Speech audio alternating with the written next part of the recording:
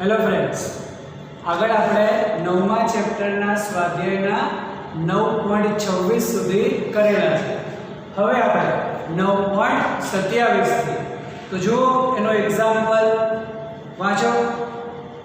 કીધું છે 1.25 સેન્ટીમીટર કેન્દ્ર લંબાઈના ઓબ્જેક્ટિવ અને 5 સેન્ટીમીટર કેન્દ્ર લંબાઈના આઈપીસ વડે 30x કોણીય મોટવણી, मतलब એની કુલ મોટવણી આપણને 30 ગણી, 30x નો મતલબ છે કુલ મોટવણી 30 ગણી મેળવવી હોય તો સંયુક્ત માઇક્રોસ્કોપની ગોઠવણી કઈ રીતે કરવી જોઈએ. હવે ગોઠવણી કઈ રીતે કરવી જોઈએ મતલબ આપણે જોઈએ છે હવે એ બંને લેન્સ વચ્ચેનું અંતર.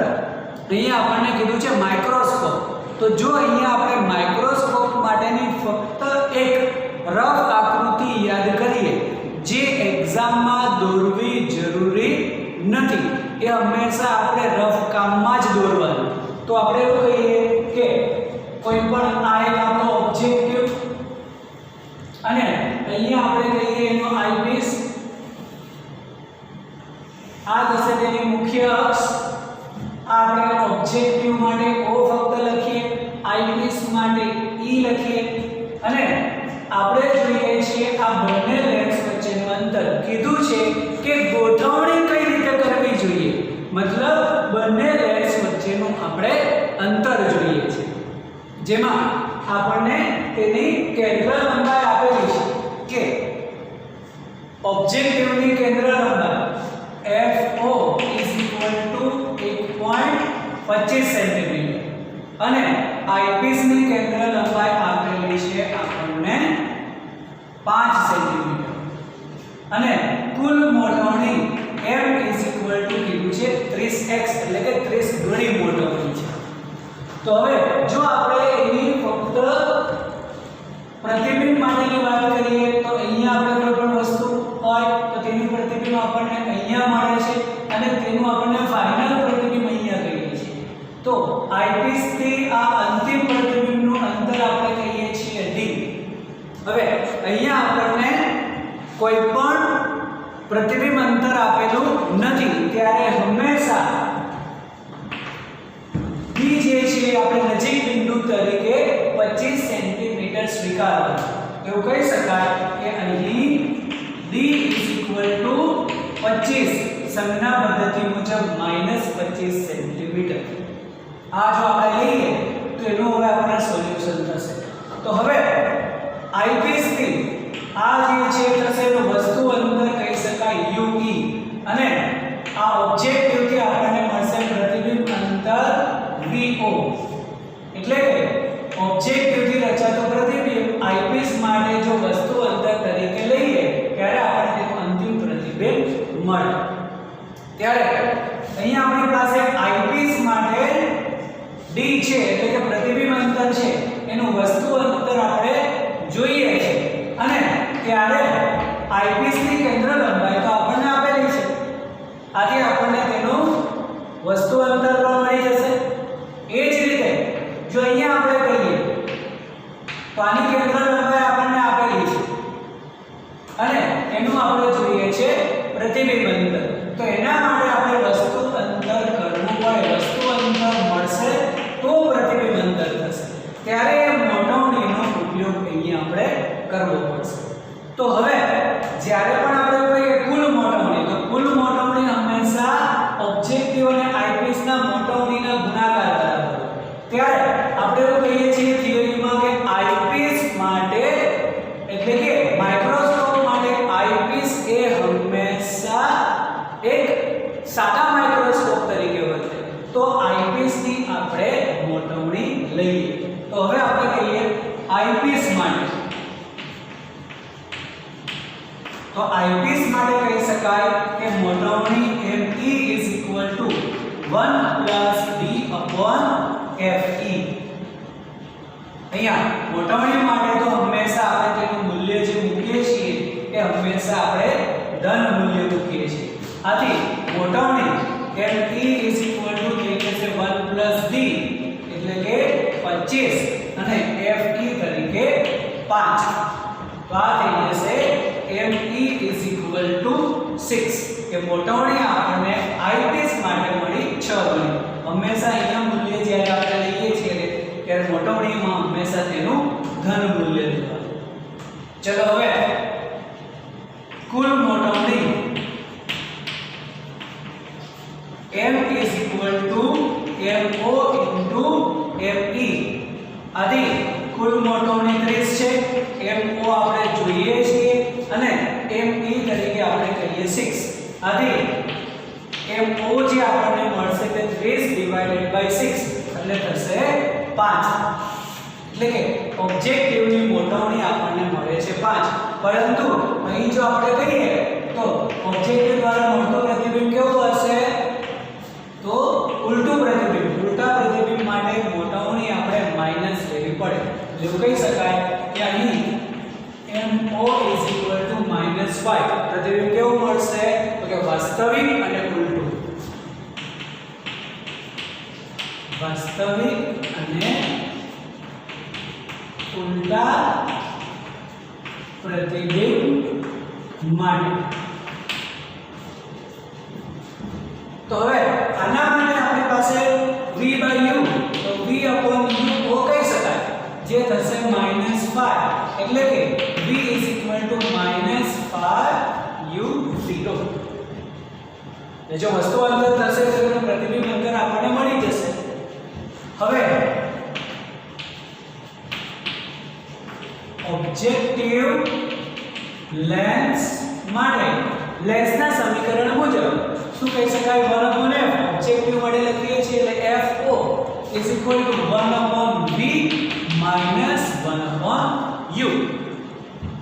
અહીંયા આ મૂલ્ય છે આપણી પાસે 1.25 is equal to આ આપણે કહીએ તો -5u0 અને આ તો u0 છે જ.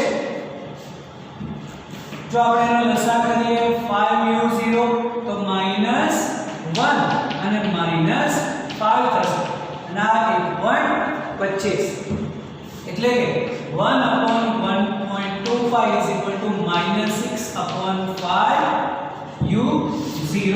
આદિ જો આપણે u0 ની ગણતરી કરીએ તો u0 is equal to થશે -6/5 into 1.25 એટલે કે વસ્તુ અંદર આપણને મળશે અહીંયા કઈ 1.5 સેન્ટીમીટર જેવું થશે માઈનસ. તેથી v0 is equal to -5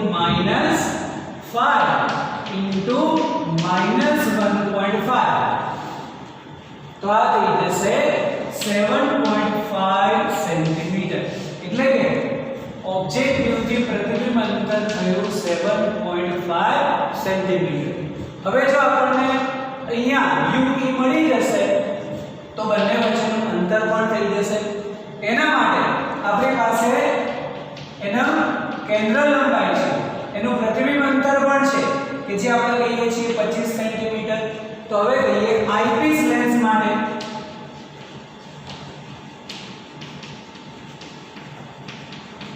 તો આઈપીસ લેન્સ માટે કહીએ તો 1/fe is equal to 1/v minus 1/u. આપણે જોઈએ છે 1/u એટલે કે 1/v minus 1/fe. જે આ કહીએ છીએ કે વસ્તુ અંતર એનું d થઈ જશે એટલે કે -25 સેન્ટીમીટર. કેન્દ્ર લંબાઈ આપણને આપેલી છે 5 જે થશે 1/. તો આની ગણતરી લસા કરીને કરો એનું આપણને વસ્તુ અંદર મળશે કઈ 4.17 જે માઈનસ મળશે. તો હવે આ થયું 4.17 સેન્ટીમીટર. આ ગોઠવણી મુજબ કહી શકાય કે બંને લેન્સ વચ્ચેનું અંતર તો બંને લેન્સ વચ્ચેનું અંતર થશે અહીંયા લખી દઈએ બંને લેન્સ વચ્ચેનું અંતર ઇઝ ઇક્વલ ટુ 7.5 અને 4.17 નો સરવાળો થશે.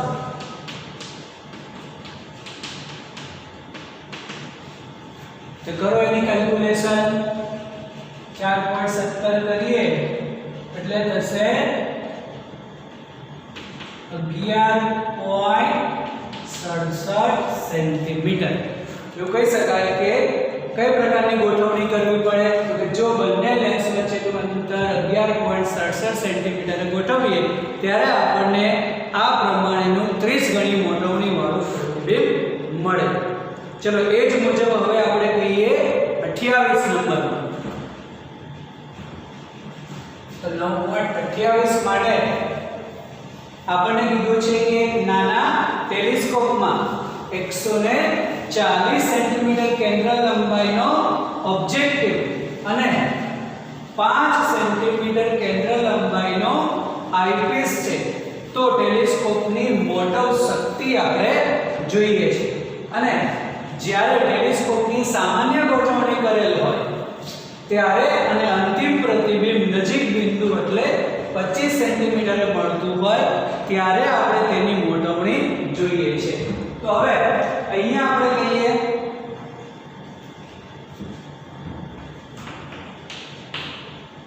તો ટેલિસ્કોપ માટે આપણને કેન્દ્ર લંબાઈ ઓબ્જેક્ટિવની આપેલી છે f4 140 સેન્ટીમીટર અને આઈપીસ માટે આપણને કીધું છે 5 સેન્ટીમીટર.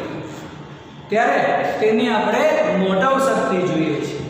તો મોટવ શક્તિ ક્યારે તો કે જ્યારે ટેલિસ્કોપને સામાન્ય ગોઠવણી કરેલ હોય ત્યારે. તો સામાન્ય ગોઠવણી મતલબ અંતિમ પ્રતિબિંબ આપણને એવું કીધું છે કે અનંત અંતરે મળતું હોય. તો જ્યારે પણ અંતિમ પ્રતિબિંબ અનંત અંતરે મળતું હોય ત્યારે મોટવણીનું આપણી પાસે સમીકરણ છે FO/FE. ટેલિસ્કોપ માટે પહેલું આપણે કહીએ કે પ્રતિબિંબ અનંત અંતરે રચાતું હોય ત્યારે મોટવણી m FO/FE એટલે કે 140 ડિવાઇડેડ બાય 5. 140 ડિવાઇડેડ બાય 5 એ થશે 28. એટલે મોટવણી થશે 28.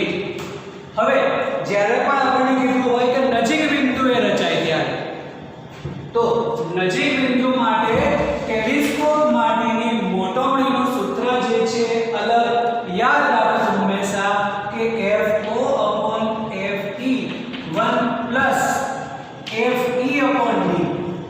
જો ટેલિસ્કોપ માઇક્રોસ્કોપ માટે 1 + d/FE છે, ટેલિસ્કોપ માટે બદલાઈ જશે આ 1 + FE/d થશે. તો હવે આપણી પાસે બધી જ વેલ્યુ છે. FO મતલબ 140 FE જે થશે 5 1 + FE એટલે કે 5 અને હંમેશા નજીક બિંદુ એટલે 25 થશે. તો આનું તો મૂલ્ય આપણને 28 મળે જ છે.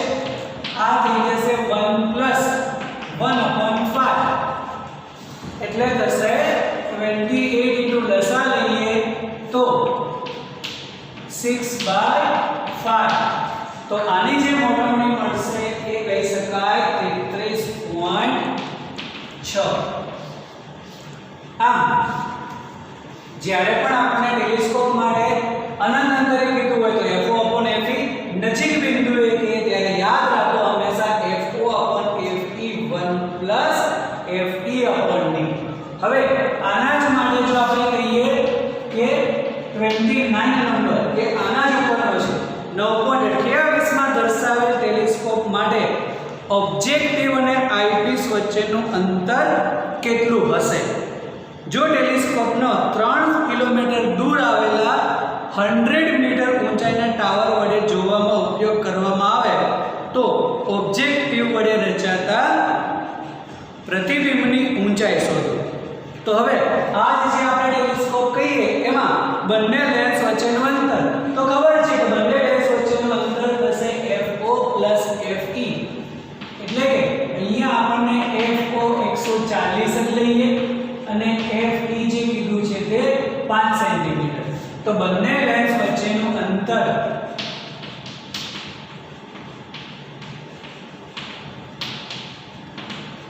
એટલે થઈ જશે તેની ઓપ્ટિકલ લંબાઈ અને એ થશે FO + FE એટલે કે 145 સેન્ટીમીટર ચલો હવે આ જે ટેલિસ્કોપનો ઉપયોગ આપણને કીધું છે 3 કિલોમીટર દૂર અને 100 મીટરનો ટાવર જોવા માટે ઉપયોગ થાય છે તો અહીંયા આની જો આપણે ફક્ત રફ આકૃતિ યાદ કરીએ તો કંઈક આ પ્રમાણે આપણે કહીએ છીએ જેમાં કોઈ પણ ટાવર કે જેની ઊંચાઈ કેટલી છે 100 મીટર અને ઓબ્જેક્ટિવ થી એનું અંતર કેટલું છે 3 કિલોમીટર એટલે કે 3000 મીટર તો જ્યારે પણ આપણે એની આકૃતિ દોરીએ છીએ ત્યારે આપણે એવું કહીએ કે એનું વચગાળાનું પ્રતિબિંબ આપણને ક્યાંક અહીંયા મળે છે આપણે એવું કહીએ છીએ આકૃતિ મુજબ ત્યારે કહીએ છીએ કે આ બંને વચ્ચેનો ખૂણો પણ હંમેશા સમાન હોય અને આ પ્રતિબિંબ હંમેશા ક્યાં રચાય છે તો કે ઓબ્જેક્ટિવના મુખ્ય કેન્દ્ર પર તો હવે અહીંયા આપણે એવું કહી શકાય કે ખૂણો બરાબર ચાપ ભાગ્યા ત્રિજ્યા અહીંયા આપણે કહી શકાય ખૂણો બરાબર ચાપ ભાગ્યા ત્રિજ્યા ત્યારે આ જે પ્રતિબિંબ છે એને આપણે જો h' કહીએ તો આકૃતિ પરથી ફરી એક વખત જો આપણે આકૃતિ સમજીએ તો યાદ છે આપણને કે ટેલિસ્કોપમાં ઓબ્જેક્ટિવની કેન્દ્ર લંબાઈ વધારે હોય આઈપીસની ઓછી હોય એની સાઇઝ પણ વધારે ઓછી હોય અને આકૃતિ યાદ કરીએ અહીંયા આપણે ફક્ત રફ આકૃતિ કહીએ છીએ આ આકૃતિ એક્ઝામમાં દોરવી જરૂરી નથી આકૃતિ દોરીએ તો હંમેશા આખી આકૃતિ દોરવી પડે તો અહીંયા આપણે ફક્ત એનો રેફરન્સ લઈએ છીએ તો ફક્ત રફમાં યાદ કરીએ તો અહીંયાનું પ્રતિબિંબ આપણને અહીંયા મળે છે ઓબ્જેક્ટિવ વડે તો બંને ખૂણા હંમેશા સમાન હોય તો અહીંયા આલ્ફા માટે આપણે શું કહીએ કે આલ્ફા તો આ થશે 100/3000 અને જ થશે h'/FO ત્યારે એવું કહી શકાય કે h' અહીંયા જો આપણે કેન્સલ કરીએ તો 1/30 અથવા તો હવે કહી શકાય FO/30 ત્યારે h' થશે હવે FO આપણા માટે છે 140/30 એટલે કે ઓબ્જેક્ટિવ વડે રચાતા પ્રતિબિંબની ઊંચાઈ આપણને મળી જશે 4.67 સેન્ટીમીટર જો આની આપણે કેલ્ક્યુલેશન કરીએ તો એ પ્રતિબિંબની આપણને ઊંચાઈ મળે છે હવે એના જ માટે આપણને કીધું છે કે જો ટાવરનું અંતિમ પ્રતિબિંબ 25 સેન્ટીમીટર અંતરે મેળવવામાં આવે તો પ્રતિબિંબની ઊંચાઈ કેટલી થશે આ થઈ ઓબ્જેક્ટિવ વડે રચાતા પ્રતિબિંબની ઊંચાઈ કે જે 100 મીટરનું છે સોરી તો આ મીટરમાં આવશે આન્સર 4.67 મીટર મિત્રો કેમ કે અહીંયા આપણને આપેલું છે મીટર અહીંયા પણ આપણે મીટરમાં કન્વર્ટ કરીએ છીએ એટલે આ થશે 4.67 મીટર હવે કીધું છે કે અંતિમ પ્રતિબિંબ આપણે 25 સેન્ટીમીટર અંતરે મેળવવામાં આવતું હોય તો પછી અંતિમ પ્રતિબિંબની ઊંચાઈ કેટલી થશે તો ત્યારે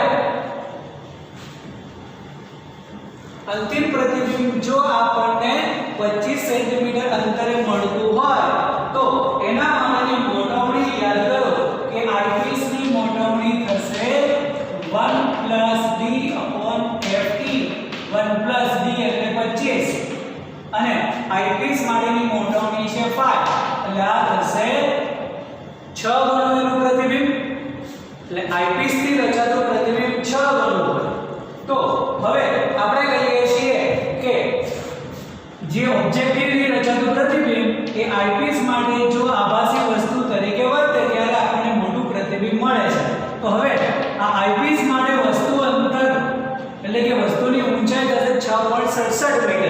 ત્યારે આપણને એનું પ્રતિબિંબ 6 ગણું મળે છે. તો એવું કહી શકાય કે આઈપીસ થી રચાતા પ્રતિબિંબની લંબાઈ જેને h1 ડેશ કહી દઈએ તો એ me ઇન્ટુ થઈ જશે h ડેશ. કેમ કે આપણે હંમેશા કહીએ છીએ m એટલે h ડેશ upon h. તો જે ઓબ્જેક્ટિવ થી પ્રતિબિંબ મળે છે તે આઈપીસ માટે આભાસી વસ્તુ, તો આઈપીસ માટે તેની લંબાઈ થશે 4.67 મીટર, એટલે કે 6 ગુણ્યા 4.67. જો એની આપણે કેલ્ક્યુલેશન કરીએ તો મળશે આપણને 28.02 મીટર. હવે અહીંયા મોટાની 6 ગણી છે એની કરીએ તો 28.02 આપણને અંતિમ પ્રતિબિંબ એટલે આઈપીસ દ્વારા રચાતું પ્રતિબિંબ આપણને મળે છે. ચલો એના પછી નંબર 30 માટે જો કહીએ તો એક કેસેટ રે ટેલિસ્કોપ માટે કંઈક આપણને આપેલું છે. તો એના માટે વાંચીએ તો કેસેટ રે ટેલિસ્કોપ એટલે કે આકૃતિ આપણને આપેલી હોય, બે અરીસાઓ વાપરવામાં આવે છે. આ ટેલિસ્કોપમાં અરીસાઓ એકબીજાથી 20 મિલીમીટર દૂર છે.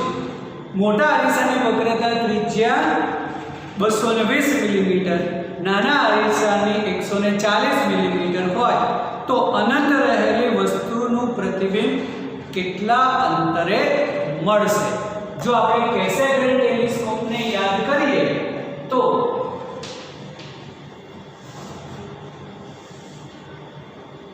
આ જે છે એની ટ્યુબ કહીએ આપણે, અહીંયા અંતર્ગોળ અરીસો અને એના માર્ગમાં આપણે મૂકીએ છીએ બીજો ગૌણ બહિર્ગોળ અરીસો અને અનંત અંતરેથી આવતા કિરણો હંમેશા મુખ્ય અક્ષને સમાંતર હોય અને તે હંમેશા અંતર્ગોળ અરીસાના કેન્દ્ર પર તેનું પ્રતિબિંબ રચે, પરંતુ તેના માર્ગમાં બહિર્ગોળ અરીસો હોવાથી તેનું આપણને અંતિમ પ્રતિબિંબ અહીંયા આપણને ટેલિસ્કોપથી જોવા મળે. એટલે કે આઈપીસ જો આપણે અહીંયા રાખીએ તો અહીંયા આપણને તેનું પ્રતિબિંબ મળે છે. તો હવે અહીંયા આપણને કીધું છે કે ટેલિસ્કોપમાં અરીસાઓ એકબીજાથી 20 મિલીમીટર અંતરે છે. એટલે કે આ જે છે અંતર આપણને આપેલું છે 20 mm. જો આને આપણે સેન્ટીમીટરમાં ફેરવવું હોય તો 2 સેન્ટીમીટર કહી શકાય. ચલો હવે આપણને મોટા અરીસાની વક્રતા ત્રિજ્યા આપેલી છે, એટલે કે અંતર્ગોળ અરીસાની વક્રતા ત્રિજ્યા, અંતર્ગોળ અરીસા માટે r કેટલું 220 mm એટલે કે 22 સેન્ટીમીટર. તો એની કેન્દ્ર લંબાઈ મળશે આપણને f 11 સેન્ટીમીટર. અહીંયા આપણે માઈનસ પ્લસ લખતા નથી, જ્યારે જરૂર પડશે ત્યારે કહીએ. હવે નાના અરીસાની આપણને વક્રતા ત્રિજ્યા કીધી છે 140, એટલે કે બહિર્ગોળ અરીસા માટે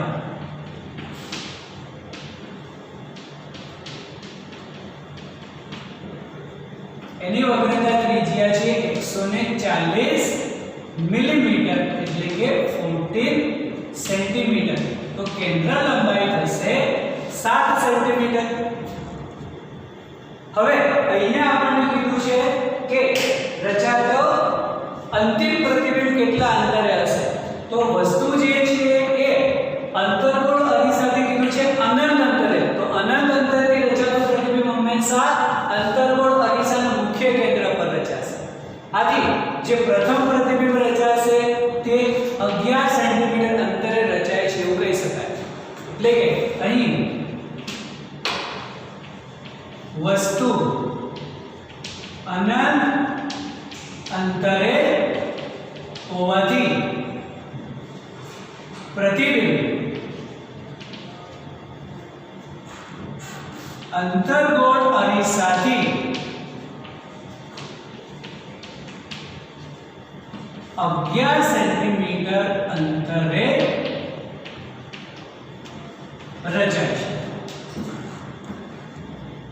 એટલે કે અહીંયાથી આ જે અંતર થશે એ આપણને 11 સેન્ટીમીટર મળે છે એવું કહી શકાય, જે બીજા અરીસા માટે આભાસી વસ્તુ તરીકે વર્તે છે. તો બીજા અરીસા માટે આભાસી વસ્તુ તો બંને વચ્ચેનું અંતર આપણને ખબર છે 2, ત્યારે આ જે અંતર થઈ જશે તે 9 સેન્ટીમીટર કહી શકાય. સમજાય છે કે પ્રથમથી રચાતો પ્રતિબિંબ હંમેશા મુખ્ય કેન્દ્ર પર, જે કેન્દ્ર લંબાઈ 11 સેન્ટીમીટર, એટલે આખું અંતર 11, આ બંને ડેશ વચ્ચેનું અંતર આપણને કીધું છે કે 2 સેન્ટીમીટર. તો બહિર્ગોળથી જે વસ્તુ અંતર થશે એ 9 સેન્ટીમીટર થશે. ત્યારે કહી શકાય કે હવે બહિર્ગોળ અરીસા માટે વસ્તુ અંતર જે થશે તે 9 સેન્ટીમીટર.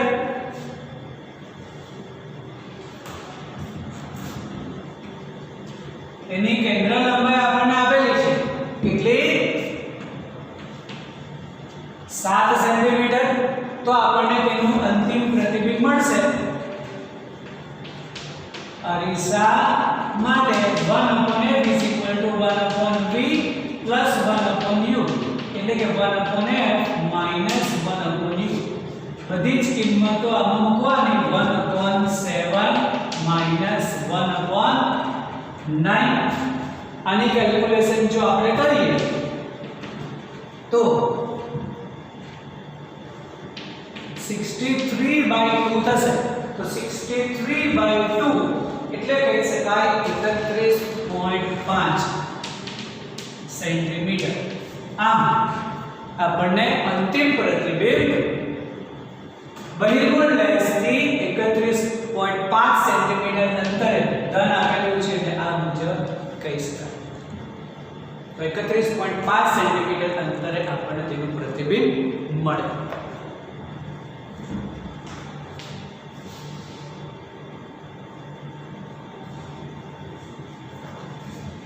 ચલો હવે એના પછી મોસ્ટ ઇમ્પોર્ટન્ટ એક્ઝામ્પલ એટલે કે એક્સરસાઇઝ માટે 9.32 આપણે આગળ કરેલો છે. હવે 9.32 માટે ખાસ ધ્યાન આપવાનું, મોસ્ટ ઇમ્પોર્ટન્ટ. અને આ જે દાખલો છે તે લાસ્ટ યર 5 માર્ક્સમાં પૂછાયેલો છે. હવે એક વખત પૂછાય એટલે એનો મતલબ એવો નથી કે બીજી વખત એ વસ્તુ ન પૂછાય.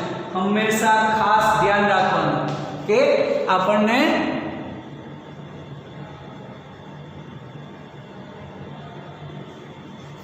જ્યારે પણ કંઈક અલગ વસ્તુ આપેલી હોય ત્યારે હંમેશા આપણે એને ઇમ્પોર્ટન્ટ તરીકે રાખીએ.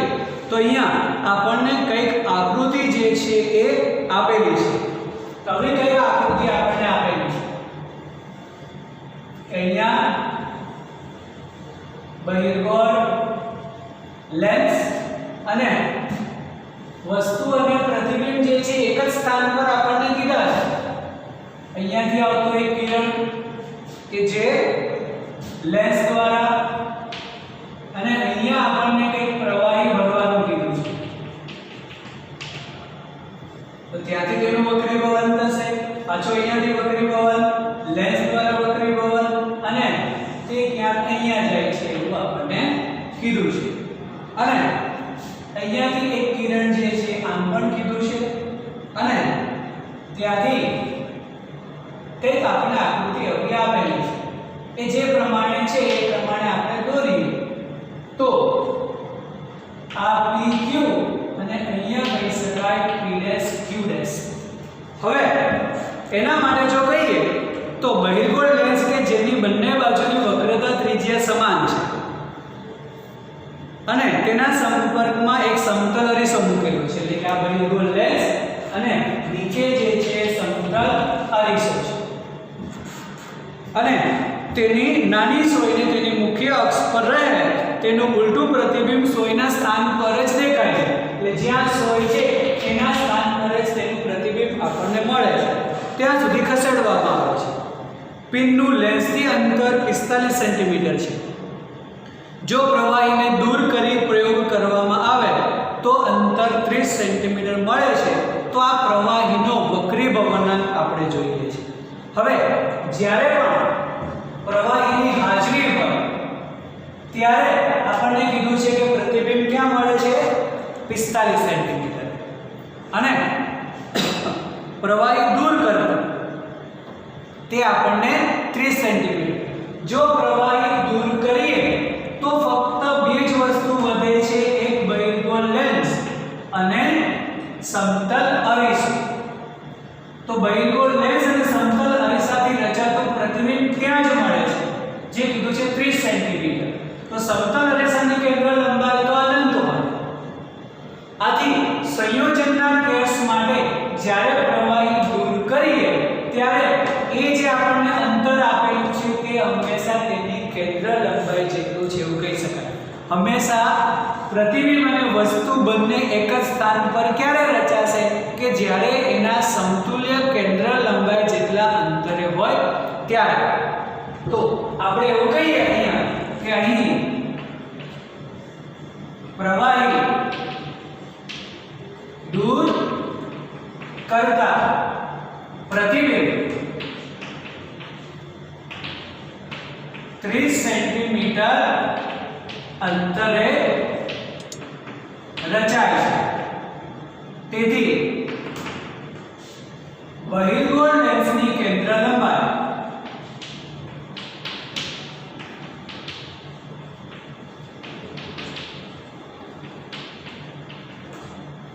જેને આપણે F1 કહીએ એ જ થશે 30 સેન્ટીમીટર. હવે જ્યારે પ્રવાહી હાજર હોય ત્યારે આપણે કીધું છે આ જ અંતર આપણને 45 મળે છે.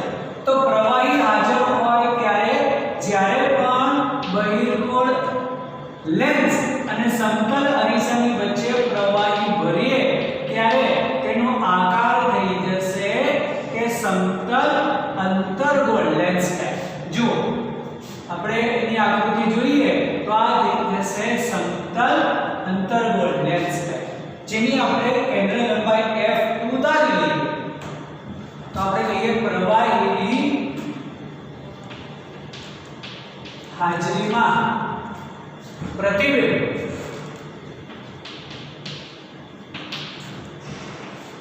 45 સેન્ટીમીટર અંતરે મળે છે. તો સંયોજનના કેસની અંદર કહી શકાય કે 1/f = 1/f1 + 1/f2. f2 એટલે આપણે કહીએ કે સમતલ અંતર્ગોળ લેન્સ, સમતલ અંતર્ગોળ લેન્સ થશે. તો સમતલ અંતર્ગોળ લેન્સની કેન્દ્ર લંબાઈ f2 આપણે લાવીએ. તો અહીંયા આપણને આ કીધું છે 45, આ જે છે 30 છે અને f2 આપણે જોઈએ છે. તો 1/f2 = 1/45 - 1/30. હવે આના માટે જો આપણે લસાઅ લઈએ તો 90 મળશે. તો આ થઈ જશે 2 અને આના માટે કરવું પડશે 3. તો 2 - 3 એટલે -1. એટલે કે સમતલ અંતર્ગોળ જે લેન્સ થશે તેની કેન્દ્ર લંબાઈ થઈ -90 સેન્ટીમીટર. હવે આપણે જોઈએ છે r નો વક્રીભવનાંક. તો બંને બાજુની અહીંયા લેન્સ માટે બંને બાજુની વક્રતા ત્રિજ્યા કીધી છે અને તેનો આપણને વક્રીભવનાંક લેન્સ માટે આપેલો છે. તો હવે કહીએ બહિર્ગોળ